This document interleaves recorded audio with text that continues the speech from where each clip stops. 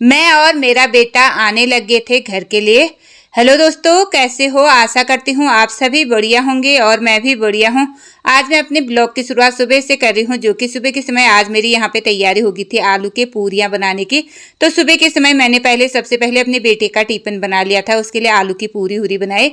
फिर उसके बाद इसके पापा और बोल रहे थे कि हम भी आलू की पूरियाँ ही खाएंगे, तो मैं सभी के लिए आलू की पूरी यहाँ पे बनाने लगी थी और साथ में मैंने साइड में यहाँ पे चाय भी रख दी थी।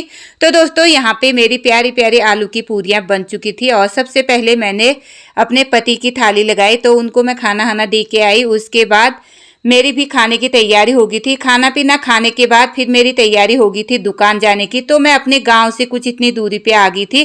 तो दोस्तों इतना पसीना हो गया था ना, सुबह के समय काफ़ी ज़्यादा तेज़ धूप लगी हुई थी और हमारे घर से यहाँ आने में कम से कम 2 किलोमीटर पैदल रास्ता है। उसके बाद मैं दुकान में पहुँच चुकी थी। दुकान में पहुँचने के बाद यहाँ पे जो भी झाड़ू वाड़ू दिया या जलाने का काम था वो कंप्लीट किया। फिर थोड़ी देर में मेरे ग्राहक आने स्टार्ट हो गए थे। फिर थोड़ी देर दुकान में बैठने के बाद शाम के 2-2:30 बजे के आसपास हम लोग आ गए थे घर के लिए। और मैं अपने बेटे को बता रही थी कि यहाँ पे पेड़ गिरने वाला हो रहा है, तो जब भी इस रास्ते से आए अच्छे से देखते हुए आना करके। तो दोस्तों काफी समय के बाद मेरा बेटा आया है, पर कहाँ पे क्या हो रहा है कैसा हो रहा है उसे कुछ भी पता नहीं है, इसलिए इसे बताना जरूरी है। आखिर कभी भी इस रास्ते से जाए तो मुझे इसकी चिंता ना लगी रहे। और उसके बाद मैंने घर आके खाना पीना खा के शाम के समय मैंने अपने बेटे को थोड़े से सेब काट के दे दिए थे।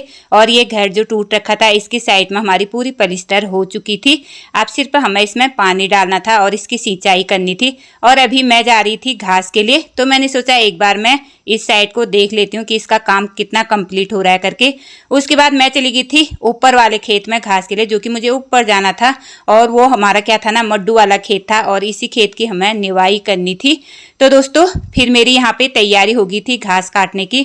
सुबह के समय घर का काम करके दुकान जाने के बाद और दुकान से घर आने के बाद फिर शाम के समय घास को आने का बिल्कुल भी मन नहीं करता है, इतनी ज़्यादा थकान होती है क्या ही बताएं।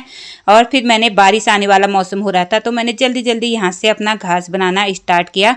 और खेतों की निवाई करने में काफ़ी समय लगता है, अगर वैसे कहीं से घास काटना हो तो वो जल्दी से आसानी से कट जाता है। और यहाँ पे मेरा घास हो चुका था, सिर्फ मुझे अब यहाँ पे गट्ठर लगाना था।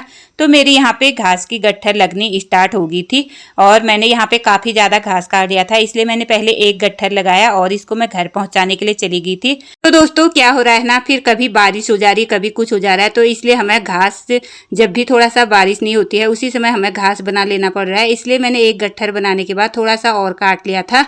फिर मैं आ गई थी घर के लिए और घर में आने के बाद यहाँ छत में मेरा बेटा करने लग गया था योगा। तो थोड़ी देर इसके साथ खड़ी रही। उसके बाद